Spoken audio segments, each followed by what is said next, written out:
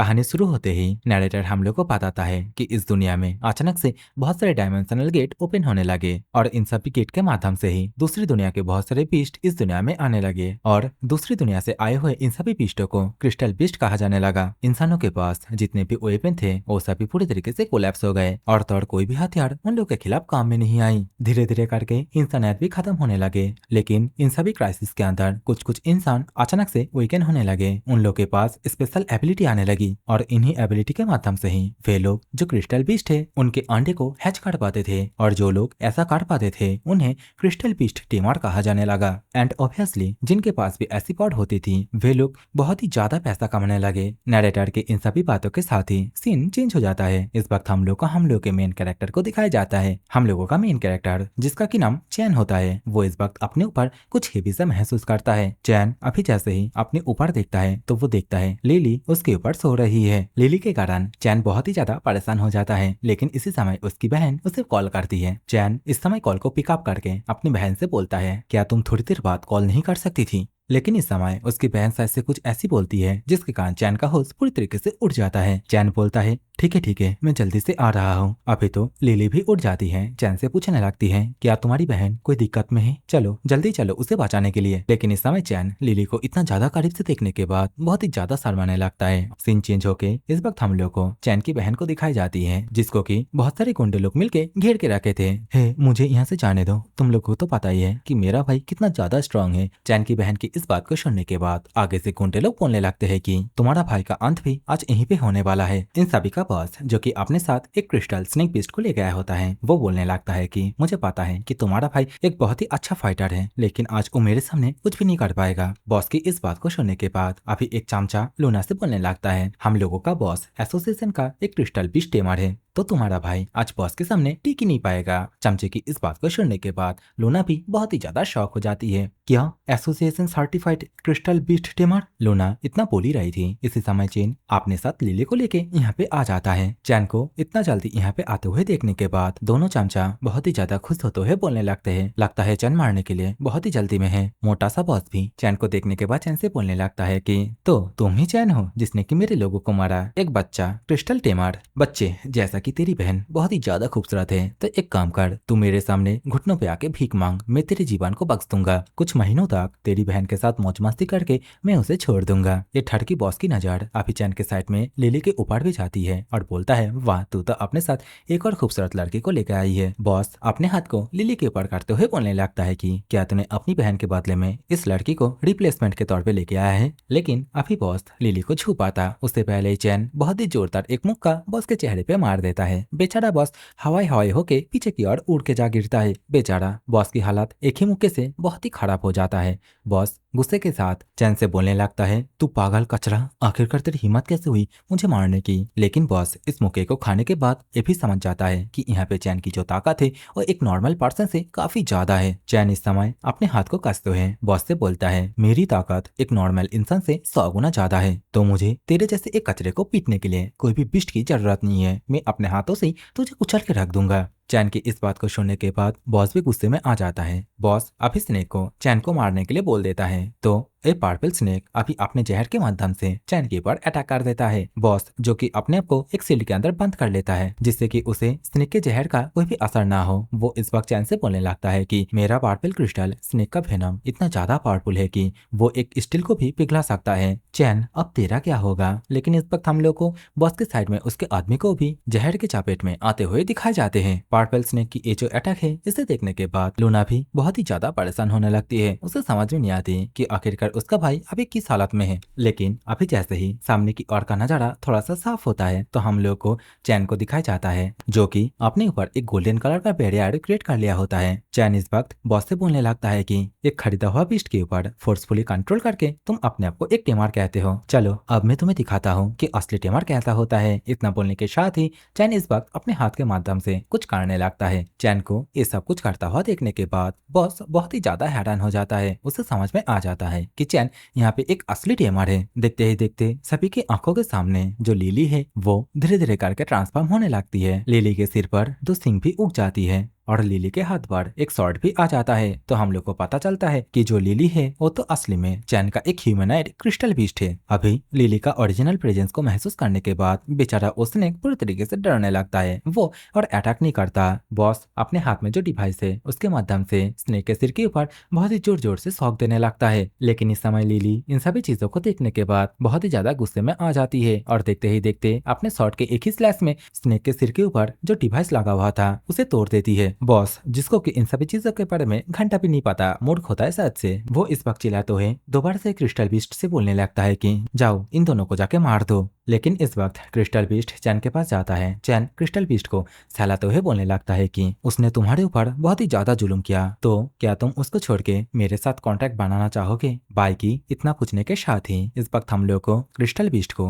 By के साथ contract बनाते हुए दिखाया जाता है। और अभी जैसे ही कॉन्ट्रैक्ट पूरा होता है तो इसने क्रिस्टल बीस्ट धीरे धीरे करके एक लड़की के फॉर्म में आने लगती है। बाई अपने मन में बोलता है वो सच से किसी भी क्रिस्टल बीस्ट को एक ह्यूमन फॉर्म में लेके आ सकता है। एक क्रिस्टल बीस्ट अभी अपने ह्यूमन फॉर्म में आने के बाद बाई से बोलती है मास्टर आपने मेरी जान बचाई तो आज के बाद से मैं आपको ही फॉलो करूंगी। इतना बोलने के साथ ही अभी स्नेक गर्ल बाई के साथ पूरी तरीके से लिपट जाती है। बेचारा बाई अभी अपने मन में बस एक ही बात बोलता है इसका कितना बड़ा बड़ा है। लिली इस समय गुस्से के साथ स्नेक गर्ल से बोलती है तुम मास्टर को छोड़ दो, लेकिन स्नेक गर्ल पलटा जवाब देते हुए बोलती है तुम मेरे और मास्टर के बीच में मत आओ। स्नेक गर्ल के इतना बोलने के साथ ही कुछ देर बाद का सीन दिखाया जाता है। यहाँ पे बहुत सारी पुलिस आ जाते हैं, बॉस को पकड़ के यहाँ से लेके जाने लगता है। बॉस के साथ साथ उसके चेला चामुंडा को भी यहाँ से लेके जाने लगते हैं। इसी वक्त एक लेडी पुलिस चैन से बोलने लगती है कि ये जो बॉस है ये बहुत सारे इलीगल कामों के साथ जुड़ा हुआ है और हम लोग भी इसे पकड़ने की कोशिश कर रहे थे। तुम्हारा बहुत बहुत शुक्रिया कि तुमने हम लोग की मदद की इसे पकड़ने में। तो इस समय चैन आगे से बोलता है नहीं नहीं, मुझे थैंक यू बोलने की कोई भी जरूरत नहीं है, मैं तो बस यहाँ पे अपनी बहन को बचाने के लिए आया था। चैन की इस बात को सुनने के बाद और आगे की ओर पर्पल स्नेक बीस्ट को देखने के बाद ऑफिसर बोलने लगती है ये तो ब्लैक मार्केट का पर्पल स्नेक क्रिस्टल बीस्ट है। रूल के हिसाब से जो नॉन क्रिस्टल बीस्ट टेमर होते हैं उनके पास कोई भी ऑफेंसिव क्रिस्टल बीस्ट पालने का परमिशन नहीं होता। चैन तुम एक काम क्यों नहीं करते, तुम जाके ऑफिशियली अपने आप को एक बीस्ट टेमर घोषित क्यों नहीं करते? आगे से चैन बोलता है ठीक है मैं इसके बारे में सोचूंगा। ऑफिसर की यहाँ से जाते ही लूना चैन के पास आती है। चैन से पूछने लगती है भाई क्या तुमने एक और लड़की को अडॉप्ट किया है? चैन बोलता है तुम्हें इसके बारे में सोचने की जरूरत नहीं है, चलो मैं तुम्हें घर लेके चलता हूँ। सीन चेंज हो जाता है, हम लोग को घर के अंदर का सीन दिखाया जाता है जहाँ पे इस समय चैन बैठे बैठे किताब के अंदर क्रिस्टल बीस्ट टेमर के बारे में पढ़ रहा था और दूसरी ओर जो लिली है वो बैठे बैठे ठूस ठूस के खाना ठूस रही थी। खाना को खत्म करने के बाद लिली इस वक्त अपने पेट को पकड़ के चैन से बोलने लगती है कि मास्टर मैंने खाना तो खा लिया लेकिन मुझे नहीं लगता कि मेरा पेट अभी भी फुल हुआ है। लिली की इस बात को सुनने के बाद चैन बहुत ही ज्यादा शौक हो जाता है। वो इस वक्त राइस का जो पूरा गामला है उसे चेक करता है जो कि लिली ने खा ली थी। लिली अभी चैन से बोलती है मास्टर कुछ दिनों से मुझे कुछ ज्यादा ही भूख लग रही है, लगता है मैं इवॉल्व करने वाली हूँ। लिली की इस बात को सुनने के बाद ठगी पाए अभी अपने मन में ही सोचने लगता है आखिरकार लिली इवॉल्व होने के बाद कैसी दिखेगी। इतना सोचने के साथ ही बाई बहुत ही खुश हो जाता है जो उसके साथ बोलता है लगता है मुझे क्रिस्टल बीस्ट टेमर टेस्ट देना ही होगा। और लिली तुम बहुत सारा खाना खाओ इवॉल्व होने के लिए। बाई खुश होते हुए इन सभी बातों को बोल ही रहा था। इसी समय वही स्नेक बीस्ट बाहर की ओर आती है। बाई से बोलने लगती है मास्टर आपने लिली का नाम दिया तो क्या आप मेरा नाम नहीं दोगे? तो इस समय बाई स्नेक का नाम क्या दे इसके लिए थोड़ी देर सोचता है और इसके साथ एक फिच रख देता है। तो इस समय स्नेक अपने नाम को सुनने के बाद बेहद ही खुश हो जाती है, बोलती है मास्टर मैं आपको सबसे ज्यादा प्यार करूंगी। लेकिन इस समय लिली फेज की इस हरकतों से बहुत ही ज्यादा गुस्सा होने लगती है। हम लोगों को अभी कुछ देर बाद का सीन दिखाया जाता है। चैन अभी पुलिस ऑफिसर को फोन करके बोलता है कि वो टेस्ट को देने वाला है। तो पुलिस ऑफिसर बहुत ही ज्यादा खुश हो जाती है। बाई से बोलती है मैं तुम्हारे पास कुछ स्टडी मटेरियल को भेज दूंगी, तुम उसे पढ़ लेना, डेफिनेटली पास हो जाओगे। और हाँ बीस्ट टेमर बढ़ने के बाद फ्यूचर में अगर कभी मुझे जरूरत पड़े तो प्लीज मेरी मदद करना। चैन भी इसके लिए मान जाता है। सीन दोबारा से चेंज हो जाता है। हम लोगों को कुछ दिनों के बाद बीस्ट टेमर एग्जाम साइट के और का सीन दिखाया जाता है और इसी स्टेडियम के अंदर हम लोगों को चैन के साथ फिज को भी देखने के लिए मिलती है। फिज एंड चैन दोनों अपनी अपनी जगह पे खड़ी थे, लेकिन इसी समय फिज के ऊपर एक बर्ड पीछे से अटैक करने के लिए आने लगती है। चैन एंड फिज को जैसे ही इसके बारे में पता चलता है तो फिज भी काउंटर अटैक करने के लिए रेडी हो जाती है, लेकिन इसी समय कोई पीछे से चिल्लाते हुए बोलने लगती है कि प्लीज प्लीज अटैक मत करना। और इतना बोलने के साथ ही अभी एक लड़की जो क्रिस्टल बीस्ट चिड़िया आ रही थी उसे पकड़ लेती है और चैन से बोलती है प्लीज मुझे माफ करना, मैं इस बीस्ट को अभी अभी लेके आया हूँ। यहाँ पे लड़की अपना नाम जियांग शिंगलिंग बोल के चैन से अपना इंट्रोडक्शन देता है। तो इस समय चैन भी अपना नाम बताते हुए खुद का इंट्रोडक्शन देता है। चैन के नाम को सुनने के बाद जियांग बहुत ही ज्यादा एक्साइटेड होते हुए चैन से बोलती है चलो हम दोनों ही इस टेस्ट में अपना अपना बेस्ट देते हैं। जियांग इतना बोलने के साथ ही अभी यहाँ से जाने लगती है। आसपास के लोगों से हम लोग को पता चलता है कि जियांग के पास जो पंछी है वो थोड़ा सा रेयर टाइप का है, जिसके बारे में क्रिस्टल गाइड बुक के अंदर भी लिखा हुआ है। अभी कुछ देर बाद अनाउंसमेंट होती है, चैन को स्टेज के ऊपर आने के लिए बोला जाता है। तो इस समय चैन भी फिज को लेके स्टेज के ऊपर आ जाता है और यहाँ पे चैन के ओपोनेंट में जो बीस्ट लड़ने वाला है उसको भी दिखाया जाता है, जो कि एक फ्लाइंग टाइप बीस्ट होता है। यहाँ पे चैन के ओपोनेंट को देखने के बाद कुछ ऑफिशियल आपस में ही बोलने लगते हैं कि लगता है ये मैच मेकिंग अंधाधुन ऐसे ही हो गया, और चैन यहाँ पे उसके ओपोनेंट के खिलाफ थोड़ी देर के लिए भी टिक नहीं पाएगा। सीन दोबारा से चेंज हो जाता है, हम लोगों को चैन के और का सीन दिखाया जाता है। फिज को चैन अभी जमीन के ऊपर ऐसे ही लेटे रहने के लिए बोलता है और सामने से वो जो बर्ड बीस्ट है वो भी अटैक करने के लिए आ रहे होते हैं। फिज अभी डर के मारे अपनी आंखें बंद कर लेती है। देखते ही देखते अभी वो बर्ड बीस्ट जैसे ही फिज के बहुत ही ज्यादा करीब आता है, चैन तुरंत ही फिज को उसके ऊपर अटैक करने के लिए बोल देता है। तो फिज भी अभी बिना किसी देरी करे बहुत ही तेजी से बर्ड के ऊपर अटैक कर देती है और देखते ही देखते फिज अभी बर्ड को पूरी तरीके से जकड़ लेती है। बर्ड के ऊपर बहुत ही ज्यादा प्रेशर क्रिएट करने लगता है। अभी तो चैन की ये जो स्ट्रेटेजी है इसे देखने के बाद ऑफिशियल भी बहुत ही ज्यादा हैरान हो जाते हैं, बोलने लगते हैं कि एक बिगिनर के लिए ऐसी स्ट्रेटेजी ये उतना भी बुरा नहीं है। और देखते ही देखते चैन अभी ये जो टेस्ट है इसे पास कर लेता है। चैन इस वक्त बहुत ही ज्यादा एटीट्यूड के साथ बोलता है कि एक क्रिस्टल बीस्ट टेमर बनना क्या इतना ही ज्यादा इजी था। इतना बोलने के साथ ही चैन अभी जैसे ही साइड की ओर देखता है तो वो दूसरे स्टेडियम की ओर जियांग को देखती है, जो कि अपने उसी बर्ड के माध्यम से फाइट कर रही होती है। जियांग का बर्ड अभी अपनी क्रिस्टल अटैक के माध्यम से सामने की ओर उसका जो ओपोनेंट बीस्ट है उसके ऊपर अटैक कर देता है और उसे हरा देता है। बीस्ट को हराने के बाद जियांग बहुत ही ज्यादा खुश हो जाती है, सेलिब्रेट करने लगती है। लेकिन इसी समय चैन नोटिस करता है कि वो जो बीस्ट है उसके साथ कुछ अजीब सा हो रहा है, उसकी ऑरा कुछ अलग ही लग रहा है। जियांग जो कि अभी स्टेडियम को छोड़ के जा ही रहा था, लेकिन अचानक से उसके पीछे वही बीस्ट आके अपने पंजों से उसके ऊपर अटैक कर देता है। लेकिन ये अटैक जाके अभी जियांग को लगता उससे पहले लिली यहाँ पे आ जाती है। लिली अपनी तलवार के माध्यम से क्रिस्टल बीस्ट के अटैक को ब्लॉक कर लेती है। अचानक से स्टेडियम के ऊपर लिली को देखने के बाद चैन का होश पूरी तरीके से उठ जाता है। उसे समझ में नहीं आता कि आखिरकार लिली यहाँ पे कैसे आया। सीन दोबारा से क्रिस्टल बीस्ट की ओर आता है। वो इतना ज्यादा पावरफुल होता है कि वो इस वक्त लिली को पीछे की ओर झटक देता है और देखते ही देखते दोबारा से जियांग के ऊपर अटैक करने के लिए जाने लगता है। क्रिस्टल बीस्ट जियांग को यहाँ पे मार पाता उससे पहले चैन बहुत ही तेजी से जाके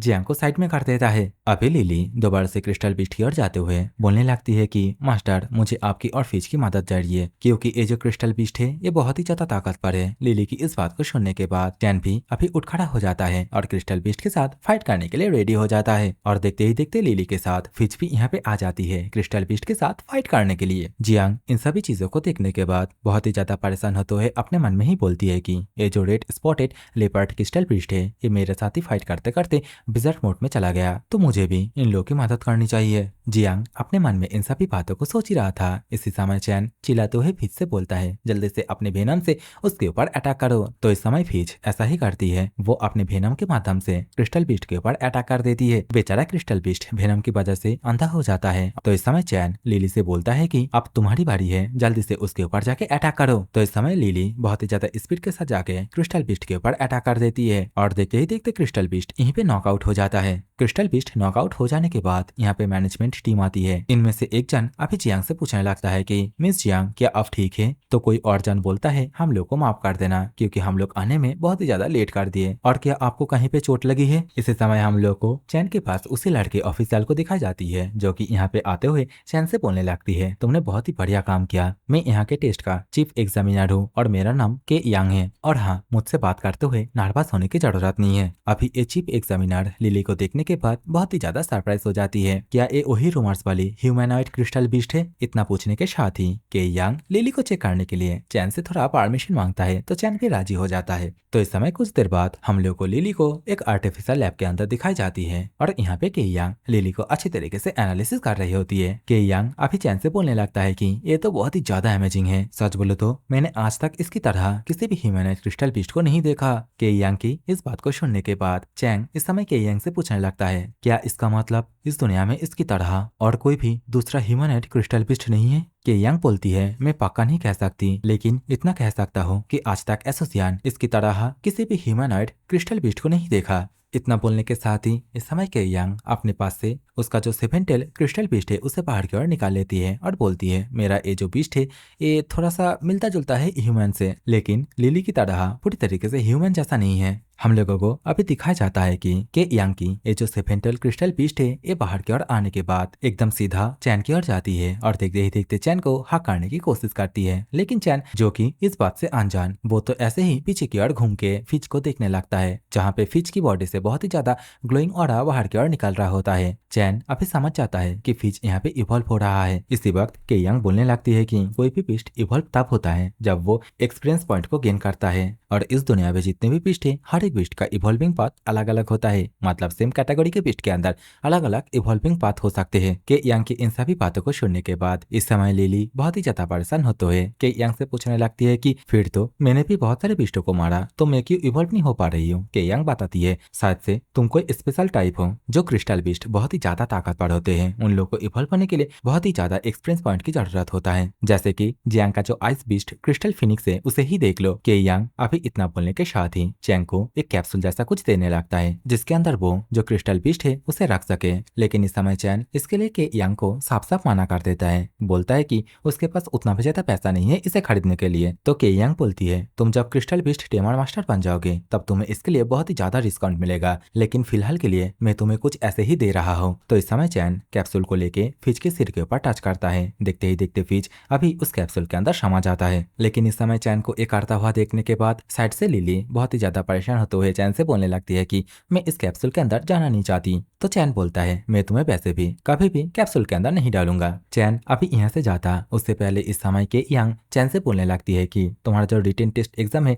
उसका भी रिजल्ट आउट हो चुका है, कांग्रेचुलेशन चैन, तुम ऑफिशियली एक क्रिस्टल बीस्ट टेमर मास्टर बन चुके हो, और हाँ अगर टाइम मिले तो कभी कभी मेरे लैब में आ जाना। सीन चेंज हो जाता है। कुछ देर बाद इस समय चैन और लिली दोनों ही टेस्ट साइट से बाहर की ओर आने लगते हैं। इसी समय चैन सामने की ओर जियांग को देखती है, जियांग जो कि यहाँ पे चैन के लिए ही वेट कर रही थी। जियांग चैन से बोलती है, आज की मेरी परफॉर्मेंस काफी शर्मनाक थी और मेरे फैमिली का मेन मोटो है तुम्हारी जो काइंडनेस है उसे रीपे करना, तो बताओ तुम्हें क्या चाहिए? जियांग की इस बात को सुनने के बाद चैन इस वक्त अपने मन में ही बोलने लगता है, क्या मैं इससे बहुत सारे पैसे को मांग लूं? लेकिन अगले ही पल अपने मन को चेंज कर लेता है ये कहते हुए कि अगर ये अपने साथ एक रेयर क्रिस्टल बीस्ट को रख सकता है तो शायद से इसके लिए पैसा उतना भी ज्यादा मायने नहीं रखता। तो इस समय चैन उसका दोस्त बनने के लिए पूछता है। दोस्त इस वर्ड को सुनने के बाद बेचारी जियांग बहुत ही ज्यादा शर्माने लगती है और लगता है उसके फ्रेंड लिस्ट में आज तक कोई भी लड़का फ्रेंड नहीं है। बेचारी जियांग अभी बहुत ही ज्यादा घबरा जाती है। वो दौड़ के यहाँ से जाने लगती है और जाते जाते बोल के जाती है कि तुम्हारा बहुत बहुत शुक्रिया आज की इन सभी चीजों के लिए, और हाँ जब हम नेक्स्ट टाइम मिलेंगे तब मैं इस क्वेश्चन का उत्तर दूंगी। सीन चेंज हो जाता है, रात हो जाती है। हम लोग को चैन को